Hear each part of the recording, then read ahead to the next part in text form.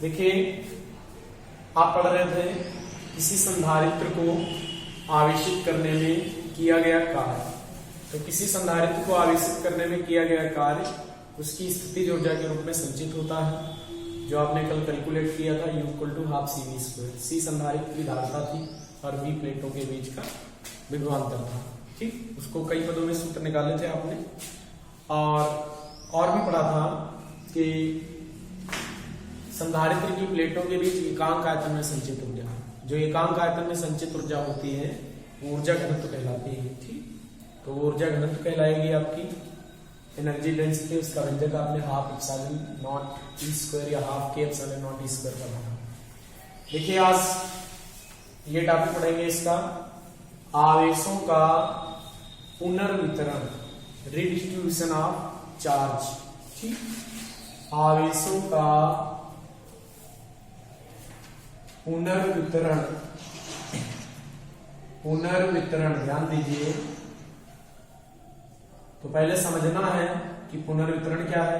ठीक है, पुनर्वितरण में हम 2-3 बातें निकालेंगे, जैसे कॉमन पोटेंशियल निकालेंगे उभयनिष्ठ विभव, और पुनर्वितरण में एनर्जी लॉस निकालेंगे, ऊर्जा का लॉस होता है कि नहीं। तो और भी जानेंगे कि धनावेश किधर से किधर चलता है, ऋणावेश किधर से किधर चलता है। तो देखो धनावेश जो होता है वो हमेशा उच्च विभव वाले चालक से निम्न विभव वाले चालक की ओर जाता है। क्यों, ऐसा क्यों है?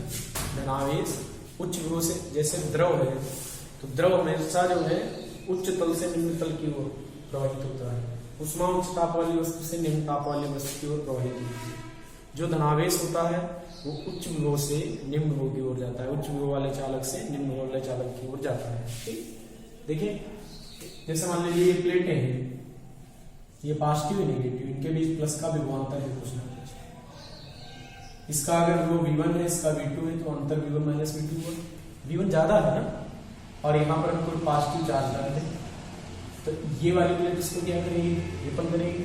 ठीक, और ये प्लेट इसको अट्रैक्ट करेगी, तो धनावेश इधर चलेगी। धनावेश वैद्युत क्षेत्र की दिशा में चलता है, ये भी ध्यान रखना है।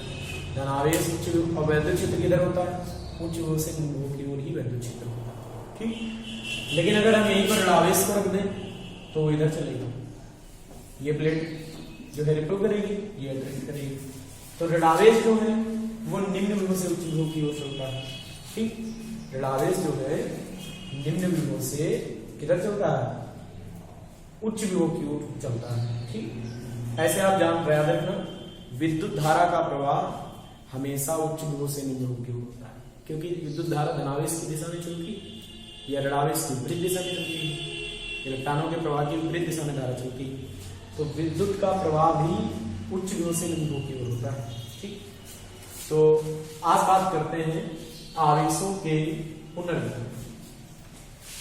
देखिए जब दो आवेशित चालकों को एक दूसरे से जोड़ा जाता है, जैसे हमारे पास एक चालक ये है, ठीक, एक चालक ये चालक, और इन दोनों चालकों को हम क्या करें, ये दो चालक हैं, इसी स्टैंड पर है, और इस पर आवेश की मात्रा Q1 है। ठीक, इसकी धारिता C1 है और इसका विभव जो है V1 है। याद रखना, इस चालक का आवेश क्या है, Q1, इसकी धारिता क्या है, C1, इसका विभव V1 है। इस चालक का आवेश कितना है, Q2, धारिता कितनी, C2, विभव कितना, V2। ठीक, याद रखना, दो चालक हैं, ऐसी स्थिति है, Q1, Q2, C1, C2 धारिता है, V1, V2 क्या है, विभव। ठीक, और इनको हमने थोड़ी देर के लिए, बस बहुत कम समय के लिए ये एक वायर है कनेक्ट कर दी, और मान लीजिए यहाँ पे कि V1 is greater than V2, V1 ज्यादा है, V2 क्या है, कम, चाहे V2 ज्यादा मान लो, तो उधर से इधर आवेश आएगा। V1 बड़ा है और V2 आपका क्या है, छोटा है। ठीक, V1 का मान ज्यादा है, V2 का मान कम है, ये पहला चालक, दूसरा चालक, इनको जोड़ दिए, तो जोड़ने पर होगा क्या, आवेश, धनावेश उच्च विभव वाले चालक से निम्न विभव वाले चालक में जाएगा। ठीक, और कब तक जाएगा, ये तब तक आवेश बहता रहेगा इससे इसमें जब तक कि दोनों चालकों के विभव बराबर ना हो जाए। ठीक, तो देखो जोड़ने से पहले इनके विभव V1 V2 है, लेकिन जोड़ने के पश्चात क्या हुआ, जो जब इनको हमने जोड़ दिया तो जोड़ने के पश्चात मान लो इसका विभव V हो गया, इसका बराबर हो।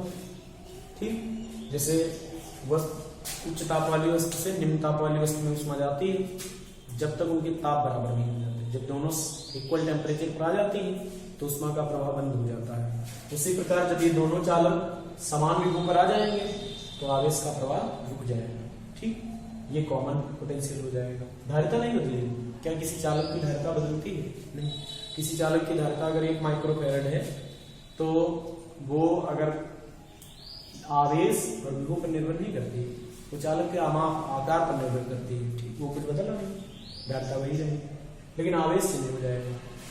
जोड़ने के पश्चात यहाँ का आवेश इसमें चला जाएगा तो इस पर आवेश की मात्रा मान लो Q1 डैश हो गई और इस पर आवेश की मात्रा Q2 डैश।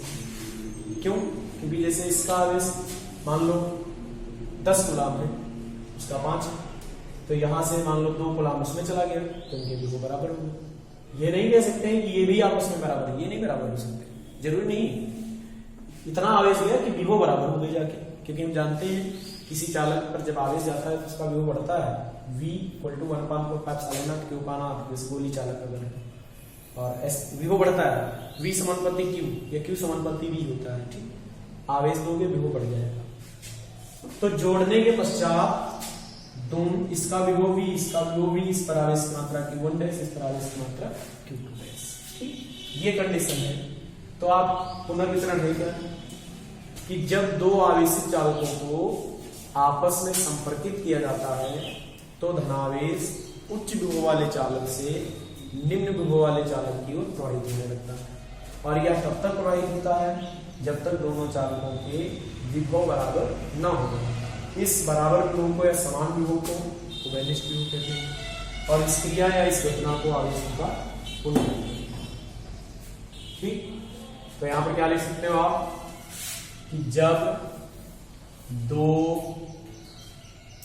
आवेशित चालकों को आपस में संपर्कित किया जाता है, संपर्कित किया जाता है तो धनावेश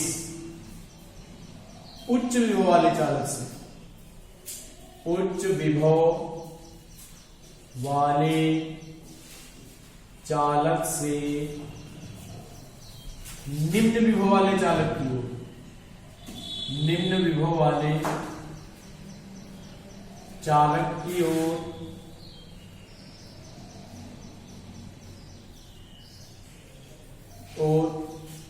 प्रवाहित होने लगता है। ठीक, यहां पर हम डायरेक्ट लिख रहे हैं निम्न विभव वाले चालक की ओर तब तक प्रवाहित होता है, तब तक प्रवाहित होता है जब तक कि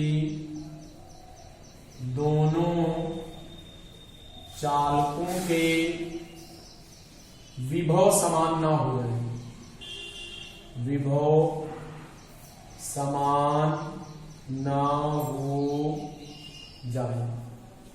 इस समान विभव को उभयनिष्ठ विभव कहते हैं। ठीक, ये जो दोनों का विभव बराबर हो जाएगा, इस समान विभव को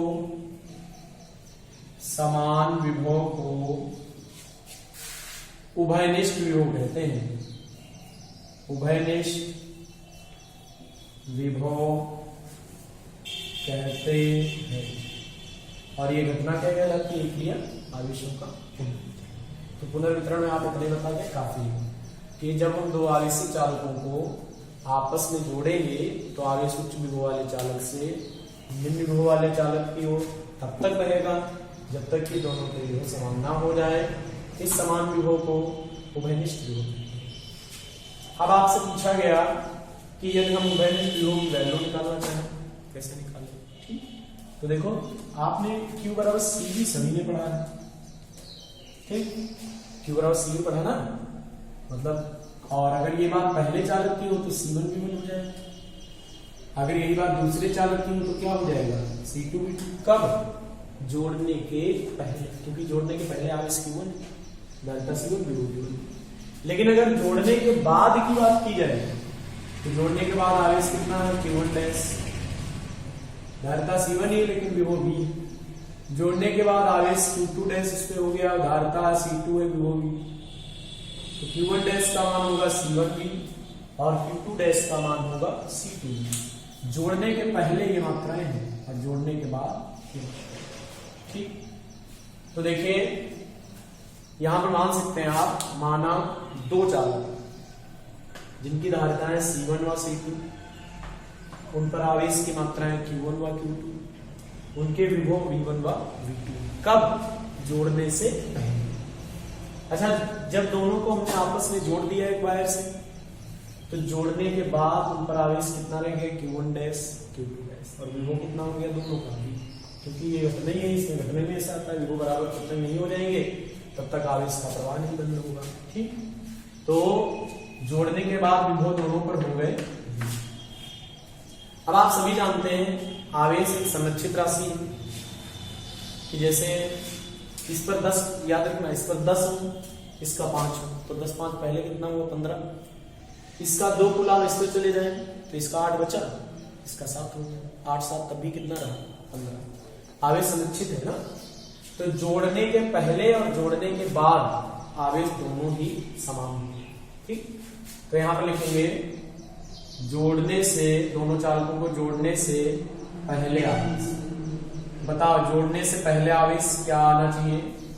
पहले पर चल था Q1, दूसरे पर Q2, तो जोड़ने के पहले आवेश आएगा Q1 प्लस Q2। और जोड़ने के पश्चात आवेश, और देखो आवेश यहां पर लगा देना कुल आवेश, कुल लिख रहे हैं दोनों कंडीशन में, कुल आवेश पश्चात हो गया Q1 dash plus Q2 dash, क्योंकि बाद में पहले चालक पर Q1 डैश आवेश आया, दूसरे पर Q2 डैश मैंने ये माना हुआ है, क्यों? क्योंकि आवेश बदलेगा तभी तो विभव बदला है, समान हो गया विभव। लेकिन आप जानते हैं आवेश जो है संरक्षित राशि है, तो यहां लगा सकते हैं आवेश संरक्षण के नियम से, आवेश संरक्षित है, ठीक, चार्ज कंजर्वेशन ला लगा देंगे। तो जोड़ने से पहले कुल आवेश आपका कितना है Q1 प्लस Q2, और जोड़ने के बाद कुल कितना है Q1 dash plus Q2 dash. जोड़ने से पहले Q1 प्लस Q2, जोड़ने के बाद Q1 dash plus Q2 dash, दोनों बराबर होंगे, ठीक। अब बताओ Q1 की जगह आप रख सकते हैं C1 V1, Q2 की जगह रख सकते हैं C2 V2, रख सकते हैं, लेकिन Q1 डैश को क्या रख सकते हैं, ठीक। यहाँ पर Q1 के लिए संबंध है C1 V1, Q2 के लिए संबंध है क्या C2 V2, लेकिन Q1 डैश के लिए संबंध क्या है C1 V, Q2 डैश के लिए संबंध क्या है C2 V। बाद में ये जोड़ने के बाद वाली कंडीशन, ये जो नीचे हमने लिखा, ये सब ऊपर जोड़ने से पहले वाली कंडीशन। V1 ज्यादा माना है, V2 कम माना है, तो पहले चालक से दूसरे चालक में आवेश जाएगा। इसको लिख सकते हैं C1V और इसको क्या लिख सकते हैं C2V, ठीक है। उधर से भी कॉमन हो जाएगा तो C1 plus C2 into V आ जाएगा। इधर क्या बचेगा C1V1 प्लस C2।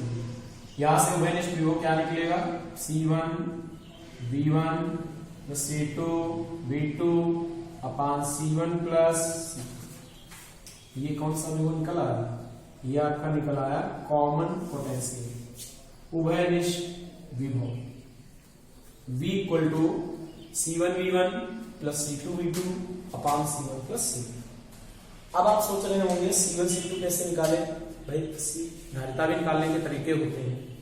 तो यदि आपके C1 C2 दोनों चालक R1 R2 त्रिज्याओं के गोले हैं, ध्यान देना, यदि आपका ये चालक R1 त्रिज्या का गोला है, ये R2 त्रिज्या का गोला है, तो C1 का मान क्या होगा, ठीक। यहां पर लिखें यदि चालक, ये समझ लो, चाहना तो नोट कर लेना, चालक R1 व R2 त्रिज्याओं के, ठीक, त्रिज्याओं के गोले हुए, मतलब गोली चालक तो C1 जो धारिता आएगी, आपने गोली चालक की धारिता पढ़ी होगी, C = 4πε0 R, तो C1 हो जाएगा 4πε0 R की जगह R1, C2 हो जाएगा 4πε0 R2।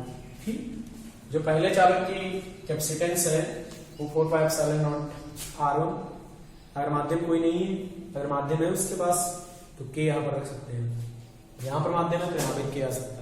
ठीक, अलग अलग माध्यम हो तो K1 K2 लगा सकते हैं। तो यदि R1 R2 त्रिज्याओं के गोले हैं हमारे पास चालक दोनों, या ऐसे लिख सकते हैं, यदि दोनों चालक, या यदि हमारा पहला चालक R1 त्रिज्या का गोला है और दूसरा R2 त्रिज्या का गोला है, तो पहले की धारिता ये होगी, दूसरे की, तो यहाँ पर आप रख भी सकते हैं इसको। अगर यहाँ पर आप 4πε0 R 4πε0 R 4πε0 R 4πε0 R रख दें तो क्या आएगा, इसलिए V क्या आएगा बताओ, 4πε0 R1 V1 plus 4πε0 R2 V2 अपान में क्या आएगा, 4πε0 R1 प्लस 4πε0 क्या R2। देखो 4πε0 कॉमन लेके कट जाएगा, क्या बचेगा आपका R1 V1 plus R2 V2 बट्टे में R1 प्लस R2। ये भी तो हो सकता है मैंने, हाँ, अगर परावैद्युतांक भी होता K1 K2, जैसे ये K1 परावैद्युतांक के माध्यम में होता और ये K2 परावैद्युतांक के माध्यम में होता, तो यहाँ पर K1 R1 आता तो यहाँ K1 और घिसता, नीचे भी K1 K2। ठीक, अगर वायु निर्वात में है तो आपका कुछ नहीं आने वाला है। ठीक, ये तो हुई कुंडल वितरण की बात। अब जो मेन टॉपिक है, ये आप अगर समझते हैं तो बहुत अच्छी बात है। मेन टॉपिक ये है कि पुनर्वितरण में एनर्जी का लॉस होता है। ठीक, आपसे क्वेश्चन पूछा गया है कि सिद्ध कीजिए पुनर्वितरण में ऊर्जा क्षय होता है, एनर्जी लॉस होती है। ठीक, कुछ एनर्जी बर्बाद हो जाती है जब आवेश उच्च विभव वाले चालक से निम्न विभव वाले चालक में जाता है, तो कुछ ऊर्जा क्या है, नष्ट हो जाती है। तो आपसे पूछा गया है, यही हम क्वेश्चन सीधे लिख लेंगे कि सिद्ध कीजिए आवेशों के पुनर्वितरण में ऊर्जा का क्षय होता है। नेक्स्ट क्वेश्चन समझिए, ठीक है, कि सिद्ध कीजिए आवेशों के पुनर्वितरण में ऊर्जा क्षय होता है। देखिए ध्यान देना, पुनर्वितरण में ऊर्जा क्षय हम निकालेंगे।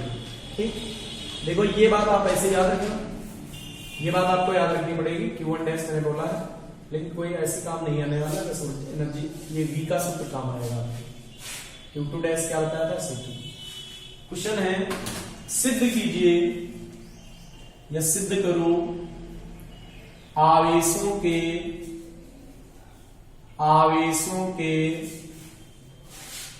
पुनर्वितरण में ऊर्जा क्षय होता है,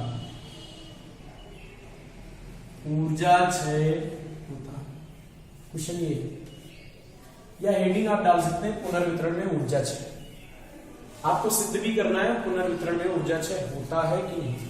देखिए, पुनर्वितरण में ऊर्जा क्षय आप निकालेंगे तो आपको पहले मालूम होनी चाहिए कि जोड़ने से पहले दोनों चालकों की कुल ऊर्जा, और फिर निकाल ले जोड़ने के पश्चात चालकों की कुल ऊर्जा, दोनों निकाल ले, और ऊर्जा क्षय में निकालना है, दोनों का अंतर कर दें कितना एनर्जी लॉस हुआ।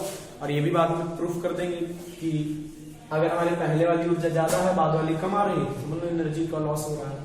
ठीक, तो देखिए, जोड़ने से पहले जब हमने इनको जोड़ा नहीं था, जब ये वायर नहीं लगा हुआ था, कट था, ठीक, तो जोड़ने से पहले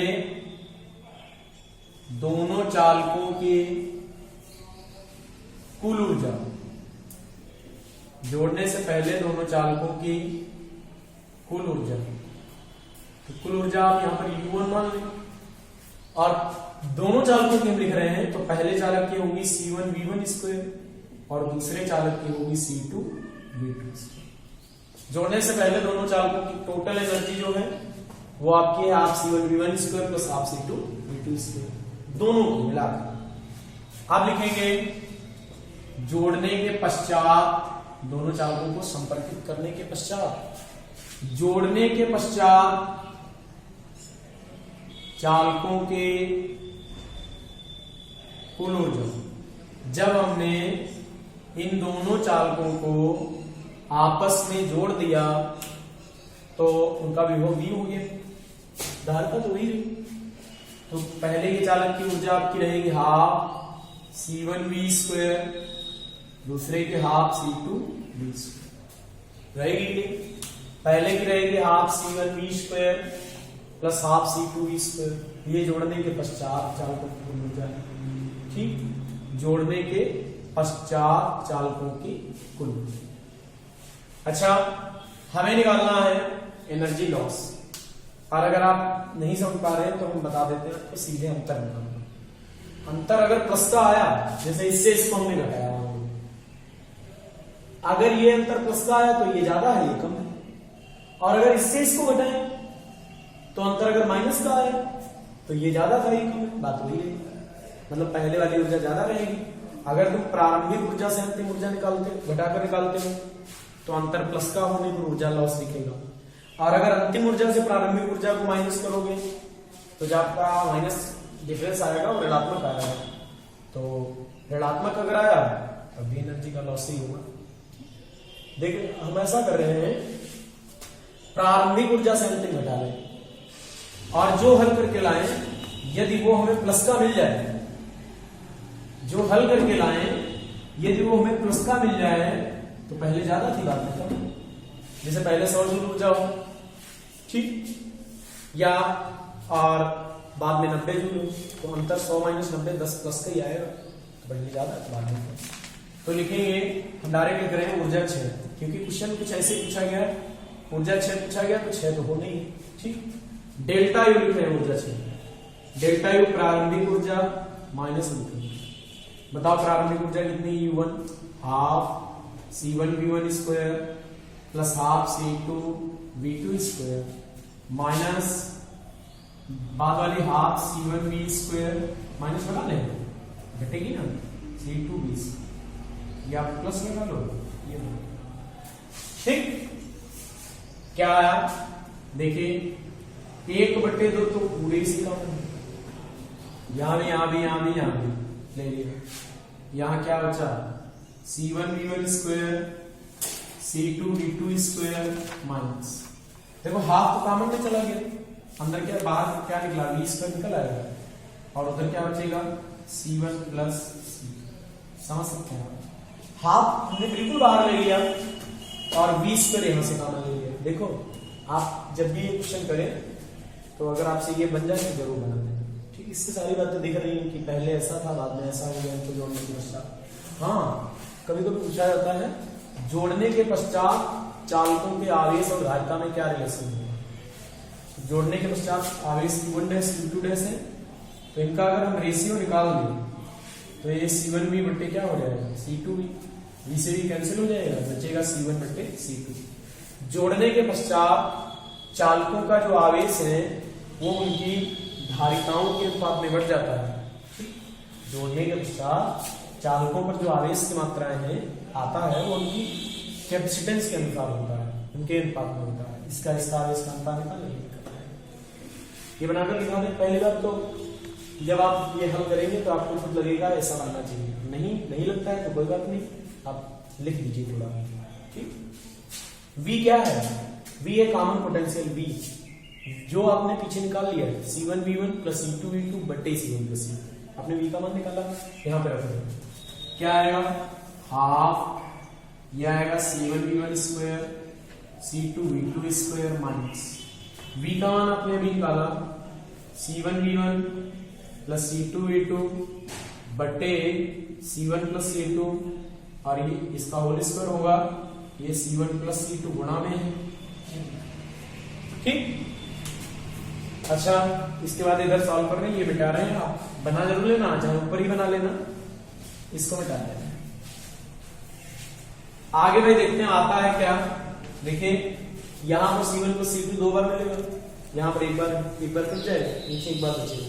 लिखते हैं क्या आया, हाफ, अंदर क्या है C1v1² C2v2² माइनस, देखिए ऊपर बचेगा C1V1 प्लस C2V2 का होल स्क्वायर बटे C1 प्लस C2।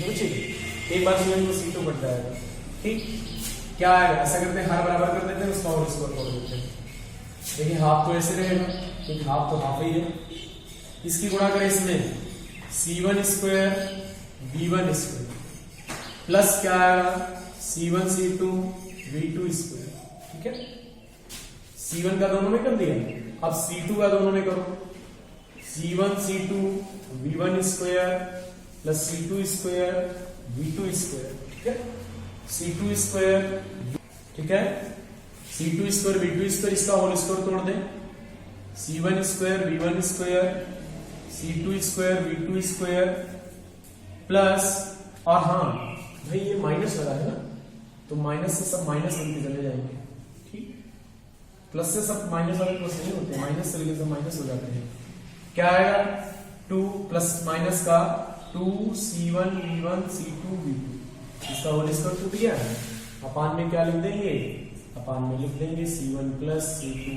ठीक, देखो कुछ कट मर रहा है, ये कट गया, ये कट गया। ठीक है, सेम पद है, कट जाएंगे। और देखो जो बचा है उसमें कुछ बाहर खींचना है।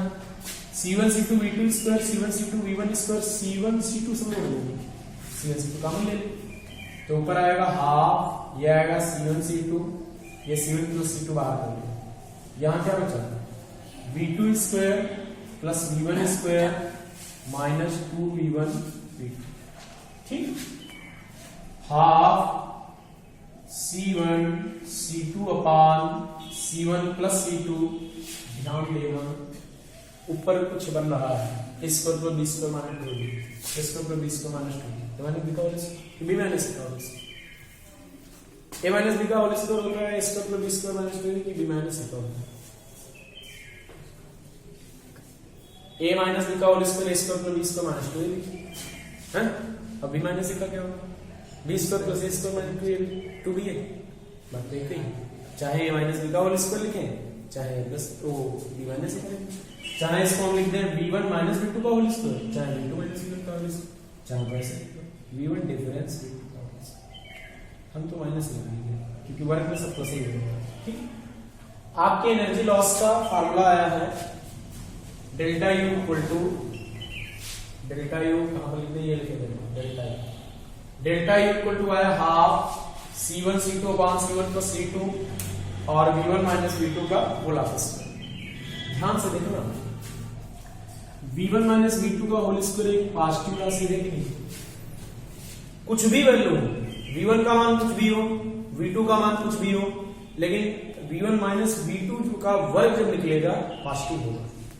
C1 C2 धारिता है, किसी चालक की धारिता हमेशा धनात्मक होती है, धारिता कभी ऋणात्मक नहीं हो सकती, धारिता धनात्मक होती है। ये धनात्मक राशि है तो पॉजिटिव होगा, इसका मतलब डेल्टा U यहां से क्या निकलेगा?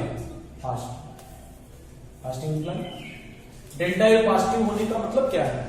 डेल्टा U का पॉजिटिव होने का मीन्स है कि पहले ऊर्जा ज्यादा थी और बाद में ऊर्जा कम है।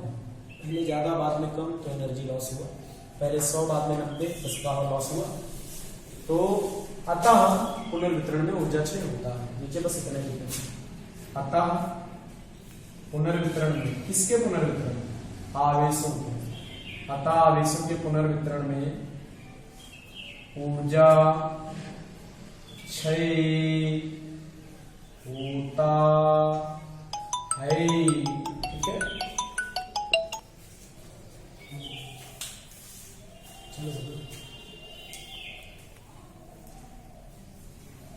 ठीक है, आपके लेसन में इतना ही है और इसके बाद आपको इस लेसन के न्यूमेरिकल बताए जाएंगे।